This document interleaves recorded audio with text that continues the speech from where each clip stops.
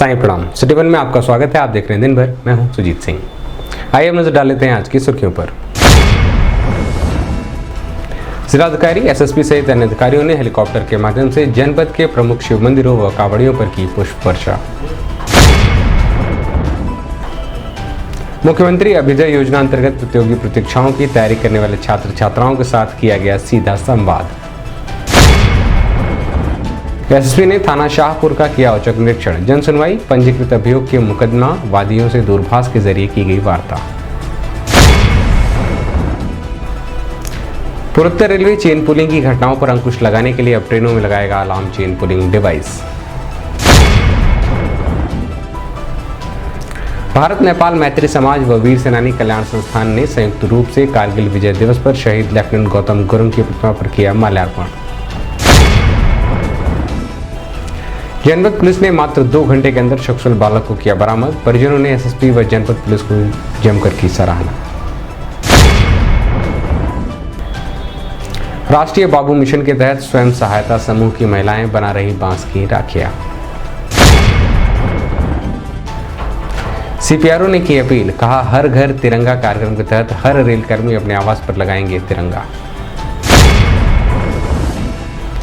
डीवीएनपीजी college के रक्षा एवं strategic अध्ययन विभाग द्वारा कारगिल विजय दिवस पर अमर बलिदानी जवानों को किया गया नमन।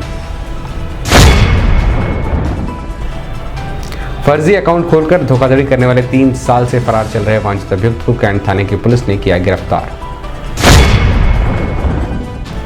और सीएमओ ने जानकारी, कहा मंकी पॉक्स से प्रभावित देशों से आने वाले लोगों की होगी स्क्रीनिंग। शासन के निर्देश के क्रम में जनपद में कावड़ियों व शिवालयों पर पुष्प वर्षा के लिए भेजा गया हेलीकॉप्टर सर्किट हाउस स्थित हेलीपैड पर पहुंच गया है। हेलीकॉप्टर के माध्यम से जनपद के प्रमुख शिव मंदिरों व कावड़ यात्रा मार्ग पर जिलाधिकारी Krishna Karunesh, SSP doctor Gaurav Grover, ADM city Vineet Kumar Singh, SP city Krishna Bishnoi द्वारा पुष्प वर्षा की गई। साथ ही मुख्य मार्गों का अवलोकन भी किया गया।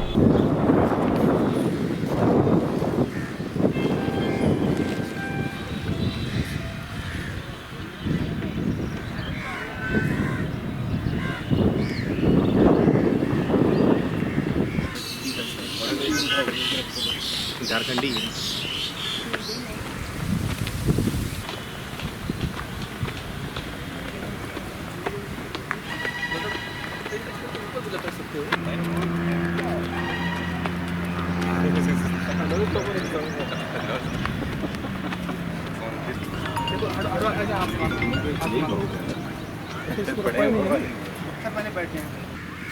फूल सर उसी साइड से ही गिरा ना, तो उसी साइड वो जो क्या कहते हैं आप भी उधर ही बैठे यार।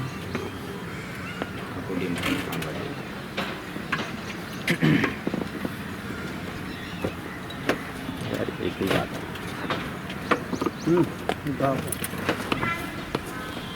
फूल कहाँ रखा जाएगा?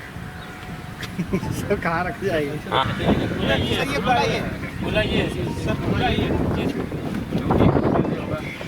रख लो तुम 2 मिनट पहले।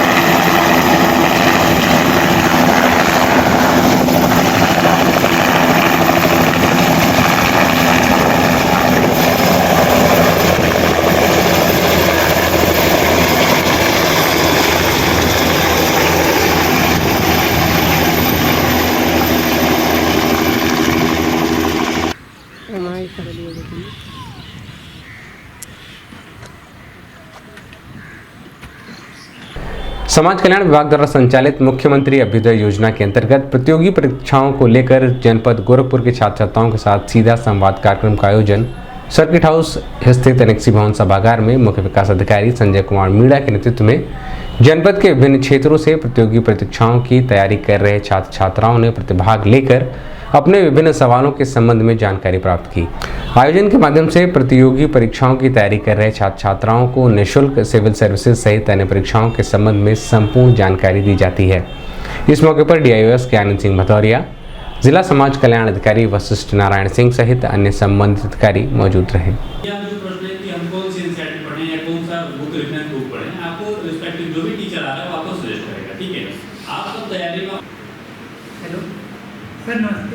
मैं ये जानना चाहता हूँ कि प्रिपरेशन के टाइम में देखो ये सारी चीजें सोचने में आपको टफ समय ज़्यादा लगता है जब उपस्थित में है, मैं चाहूँगा आपको उसका स्वागत करें।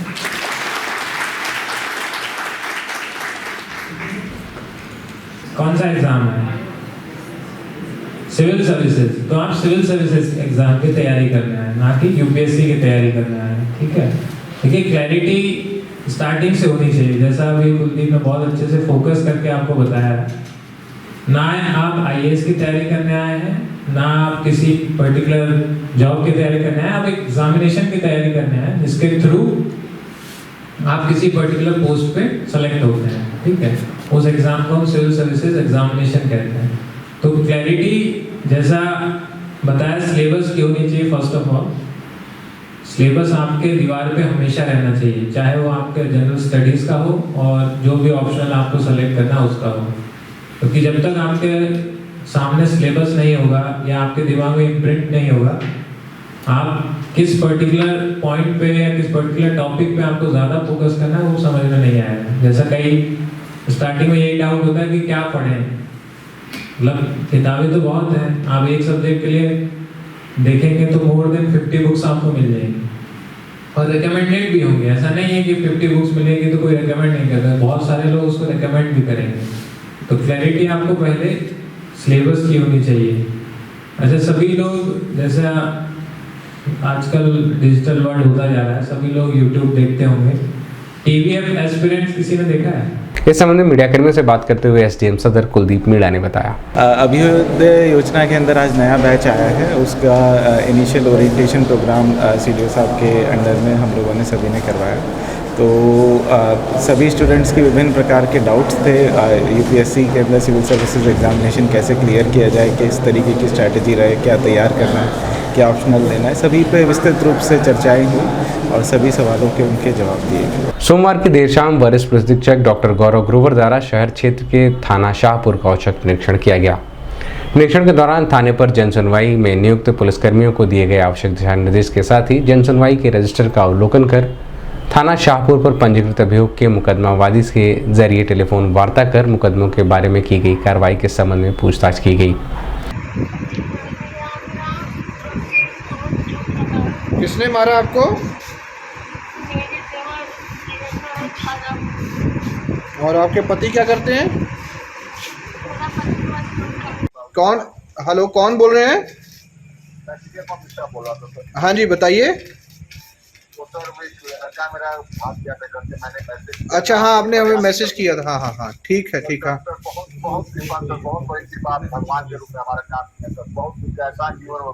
चलिए, परेशान नहीं होइए, बच्चा ठीक है आपका, स्वस्थ है?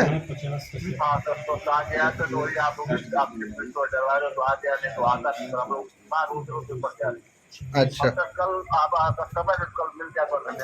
आइए, आप 10:30 बजे आ जाइएगा ऑफिस में, ठीक है जी? हाँ, पुलिस ऑफिस में आ जाइए, ठीक है? बच्चा परेशान था क्या किसी बात से? चलो, कोई बात नहीं, बच्चा अपना ही है, समझाना चाहिए और बच्चे की बात भी सुननी चाहिए, ठीक है ना? आइए, आप कल सुबह फिर बात करते हैं आपसे, ठीक है?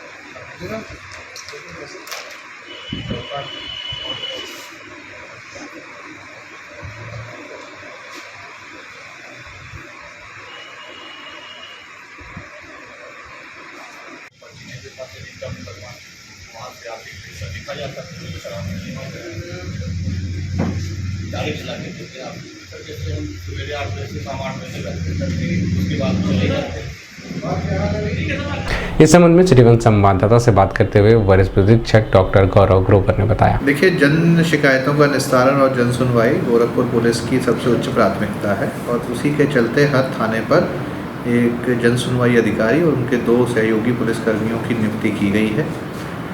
इसी का निरीक्षण करने के लिए कल थाना शाहपुर पर शाम को वहाँ पर विजिट किया गया। जो जन सुनवाई के रजिस्टर हैं, जो भी प्रार्थी अपनी समस्या लेकर के थाने पर आ रहे हैं, उनका पंजीकरण हो रहा है, उनको एक स्लिप दी जा रही है उसमें क्या कार्रवाई हुई उसके बारे में भी जानकारी की जा रही है। और रैंडमली जो रजिस्टर में अंकित मोबाइल नंबर है प्रार्थी का, उस पर फ़ोन करके भी क्या उसके प्रार्थना पत्र पर कार्रवाई हुई और कार्रवाई करवाने में कोई समस्या है, इस बारे में भी बात की जा रही है। कल भी कुछ प्रार्थियों से बात की गई और अच्छी बात यह है कि उनके द्वारा अपनी प्रार्थना पत्र पर जो कार्रवाई हुई है उससे वो सेटिस्फाइड हैं और आगे की कार्रवाई के लिए उनको जानकारी दी जा रही है। चेन पुलिंग की घटनाओं पर प्रभावी नियंत्रण को लेकर पूर्वोत्तर रेलवे अलार्म चेन पुलिंग नामक डिवाइस ट्रेनों में लगाया जाएगा, जिससे चेन पुलिंग करने के दौरान समय और लोकेशन के बारे में जानकारी मिल सकेगी।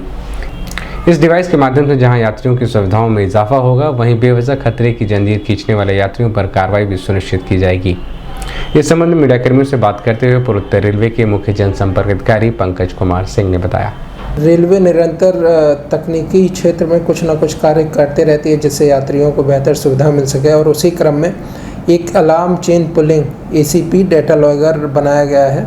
इसके माध्यम से अगर कहीं भी अलार्म चेन पुलिंग होती है, कोई भी अगर जंजीर, खतरे की जंजीर जो है उसको खींचता है, तो उसके टाइम उसमें जो है फीड हो जाएगा, उससे जो उसकी लोकेशन है वो पता लगाई जा सकेगी। तो इससे जो है जो अलार्म पुलिंग की घटनाएं जहाँ पे होती हैं उन लोकेशंस के बारे में पता चलेगा, और फिर वहाँ पे जो है RPF और जो हमारे लोग हैं वो इस पे अंकुश लगाने के लिए जो आवश्यक कार्रवाई है वो करेंगे। आप सभी को पता है कि अलार्म चेन पुलिंग से रेलवे का जो पंक्चुअलिटी है वो ख़राब होती है।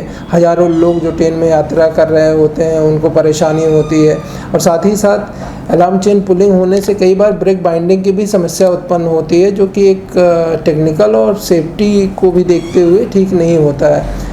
तो इस वजह से इससे छुटकारा पाने के लिए लगातार हम लोग प्रचार प्रसार करते हैं, लोगों को भी जागरूक करते हैं कि ऐसा ना करें। अलार्म चेन पुलिंग बहुत ही इमरजेंसी सिचुएशन हो उसके लिए लगाई गई है, और उसी सिचुएशन में ही इसका उपयोग करें।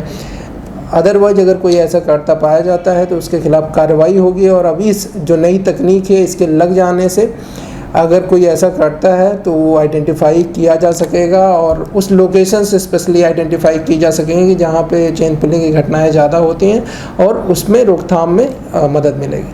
भारत नेपाल मैत्री समाज के अध्यक्ष अनिल कुमार गुप्ता व वीर सेनानी कल्याण संस्थान के अध्यक्ष अनिरुद्ध शाही ने संयुक्त रूप से कारगिल विजय दिवस पर कूड़ाघाट स्थित अमर शहीद लेफ्टिनेंट गौतम गुरुंग की प्रतिमा पर माल्यार्पण कर शहीद हुए सेना के जवानों के प्रति श्रद्धा सुमन अर्पित किया। इस दौरान बड़ी संख्या में मौजूद पूर्व सैनिकों ने भारत माता की जय, वीर शहीद अमर रहे के जोरदार गगनभेदी नारे भी लगाए।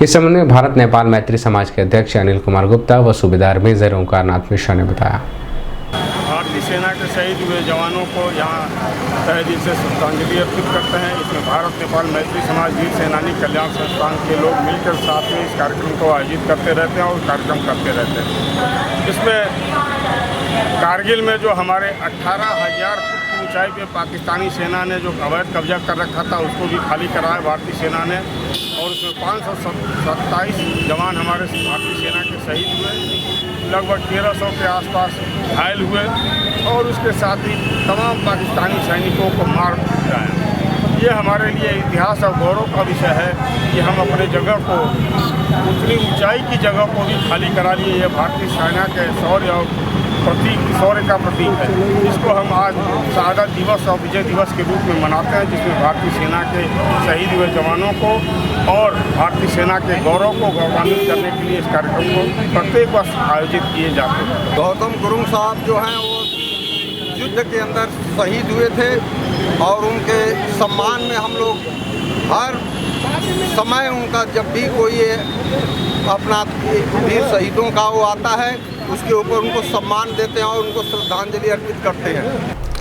गोरखनाथ थाना क्षेत्र के रहने वाले विजय कुमार मिश्रा नामक व्यक्ति ने SSP को फोन कर जानकारी दी कि उनका बेटा सागर मिश्रा मोटरसाइकिल खरीदने की बात को लेकर परिवार वालों से झगड़ा किया और घर छोड़कर चला गया है और काफ़ी देर खोजबीन करने के बाद भी लड़का नहीं मिला है, जिस पर एसएसपी ने मामले को तत्काल संज्ञान में लेते हुए गुमशुदा लड़के की संपूर्ण डिटेल पुलिस द्वारा संकलित कराकर सर्विलांस को आवश्यक दिशा निर्देश देते हुए स्थानीय पुलिस टीम को खोजबीन में लगाया, जिसके क्रम में मात्र 2 घंटे के अंदर ही गुमशुदा लड़के की तलाश कर उसे सकुशल बरामद कर परिजनों को सुपुर्द कर दिया गया, जिस पर परिजनों ने एसएसपी व गोरखपुर पुलिस टीम की भूरी प्रशंसा की। इस संबंध में मीडियाकर्मियों से बात करते हुए पिता विजय कुमार मिश्रा ने बताया। मेरा लड़का 12वीं का छात्र है जिसका नाम सागर मिश्रा है। कल किसी बात को लेकर मोटरसाइकिल खरीदने के लेकर के उसने हम परिवार में कुछ कलह किया। मम्मी पेरेंट्स ने हम लोगों को समझाया गया कि बेटा अभी तुम 18 साल के नहीं हुए, तुम्हारा लाइसेंस नहीं बन पाएगा।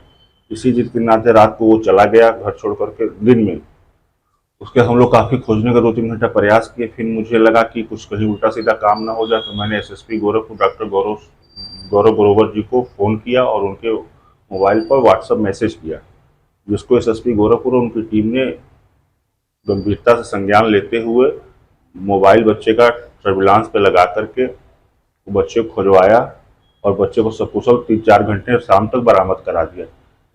उसी उपलब्ध में आज वहाँ एसएसपी ऑफिस गोरखपुर आया हूँ। डॉक्टर गौरव ग्रोवर जी का कोटि धन्यवाद देने आया हूँ कि उन्होंने हमारे बच्चों को सकुशल बरामद किया। भगवान उनको लंबी उम्र दे और गोरखपुर पुलिस का कोटि धन्यवाद। अभी वक्त एक छोटे से ब्रेक का, मिलते हैं ब्रेक के बाद। नमस्ते, मैं हूं दिया मिर्जा।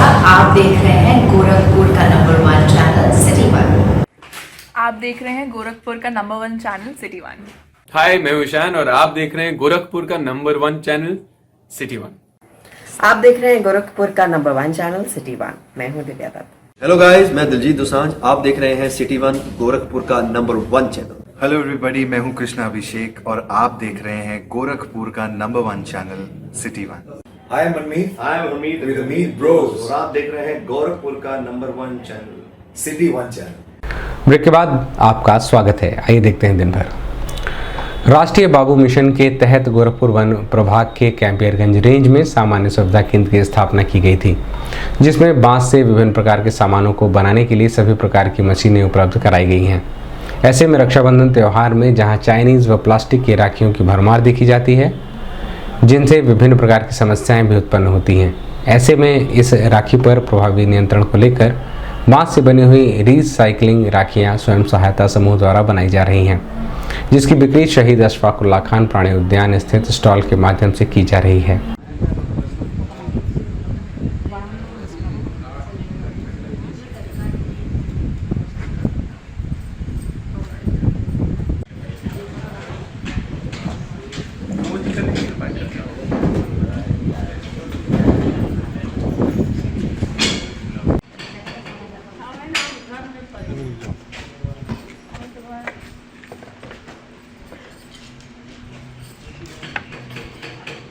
इसके पैकिंग का भी कोई नहीं ना चल रहा फार्म है? व्यवस्था है कि कुछ किए भी हो? अभी नहीं, पैकिंग नहीं किए आजकल में पैकिंग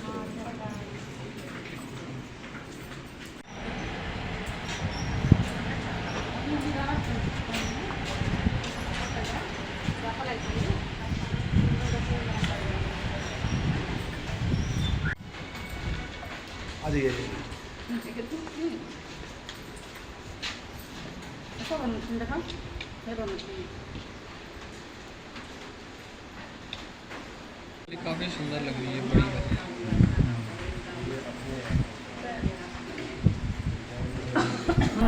इस संबंध में मीडियाकर्मियों से बात करते हुए डीएफओ विकास यादव ने बताया। राष्ट्रीय बैम्बू मिशन के अंतर्गत हमारे गोरखपुर वन प्रभाग के कैंपियरगंज रेंज में सामान्य सुविधा केंद्र की स्थापना की गई थी, और जिसमें बांस के उत्पादों को बनाने के लिए लगभग सभी प्रकार की मशीनें उपलब्ध हैं। अभी तक हम लोग बांस के विभिन्न उत्पाद बना रहे हैं। चिड़ियाघर में हमारे पास एक दुकान भी है जहाँ इसके माध्यम से इनकी बिक्री की जाती है।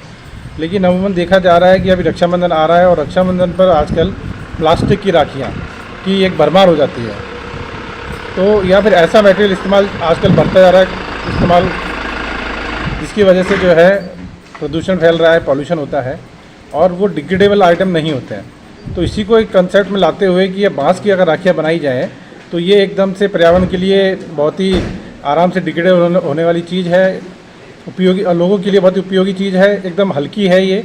तो इसी को ध्यान में रखते हुए इस बार हम लोगों ने किसी सामान्य सुविधा केंद्र में हमारे जो स्वयं सहायता समूह के माध्यम से बांस की राखियों की सौगात प्रदेश को हम देने जा रहे हैं। और ये प्रदेश में पहली बार ऐसा हो रहा है कि जो बांस की राखियाँ बनाई जा रही हैं। पूर्वोत्तर रेलवे स्वतंत्रता संग्राम सेनानी व आज़ादी के अमृत महोत्सव के तहत विभिन्न कार्यक्रमों का आयोजन कर रहा है। इसी क्रम में चौरी चौरा और गोरखधाम एक्सप्रेस की एक कोच में स्वतंत्रता सेनानी का पोस्टर लगाते हुए उनके बारे में विस्तृत जानकारी दी गई है, जिससे युवा पीढ़ी इन जानकारियों के बारे में जान सके और स्वतंत्रता के लिए किए गए कार्यों को समझ सके। वहीं हर घर तिरंगा कार्यक्रम के तहत समस्त रेल कर्मियों से अपील की गई है कि वह अपने अपने आवास पर तिरंगा अवश्य फहराएं। इस संबंध में मीडिया कर्मियों से बात करते हुए पूर्वोत्तर रेलवे के मुख्य जनसंपर्क अधिकारी पंकज कुमार सिंह ने बताया। जैसा कि सभी को पता है कि आज़ादी का अमृत महोत्सव मना रहे हैं हम लोग। अभी 18 से 23 जुलाई के बीच में आइकॉनिक वीक मनाया गया। लगातार हम लोगों की कोशिश है कि जो हमारी युवा पीढ़ी है उनको जो स्वतंत्रता संग्राम सेनानी थे उनके बलिदानों के बारे में बताया जा सके, समझाया जा सके।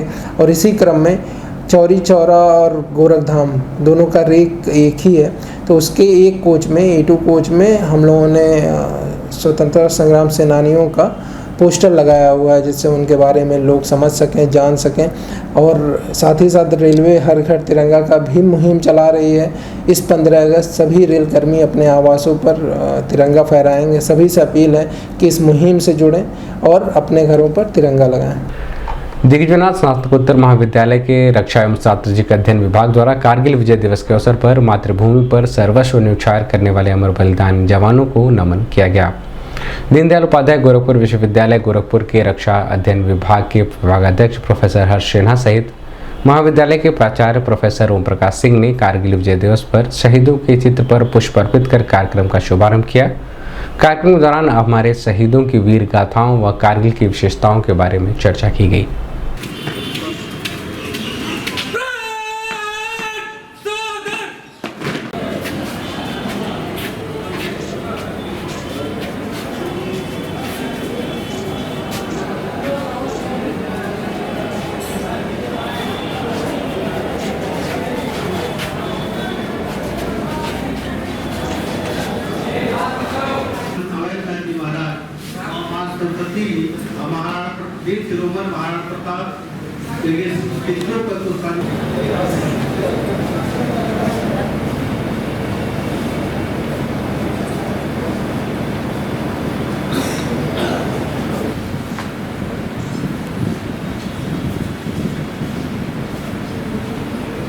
सरस्वती वंदना की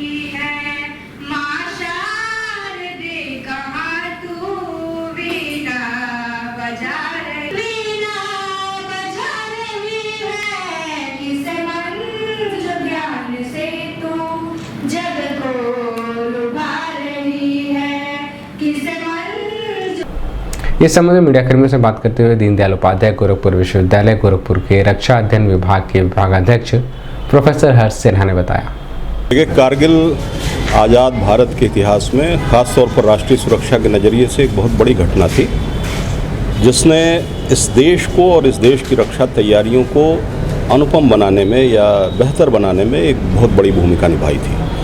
वो हमारे लिए एक संघर्ष जरूर था, लेकिन एक वेकअप अलार्म भी था, जिसके चलते हमने बहुत अच्छे तरीके से अपनी राष्ट्रीय सुरक्षा को और उसके लिए जो ज़रूरी घटक हैं उस पर हमने काम किया। और उसी का ये प्रभाव है कि आज 23 साल बाद देश ही नहीं बल्कि दुनिया में भारत और भारतवासी एक बहुत ही आत्मविश्वास के साथ एक मजबूत राष्ट्र के नागरिक के तौर पर अपना सिर ऊंचा करके चल रहे हैं।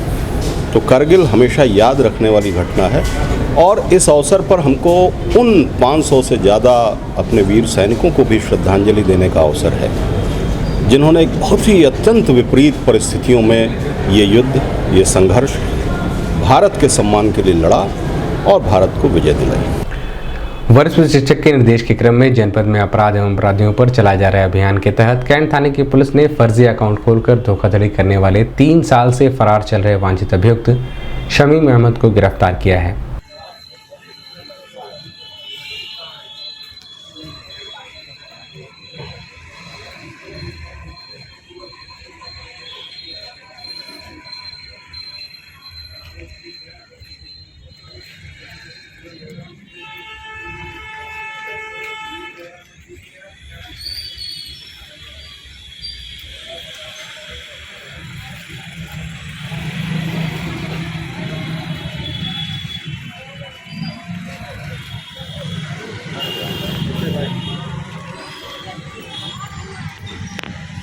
मंकी पॉक्स को लेकर स्वास्थ्य विभाग ने अलर्ट जारी किया है। इस बीमारी से प्रभावित देशों से आने वाले लोगों की स्क्रीनिंग कराने के निर्देश दिए गए हैं।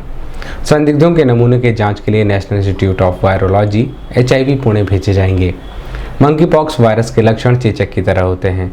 यह वायरस त्वचा, आँख, नाक और मुंह के माध्यम से शरीर में प्रवेश करता है।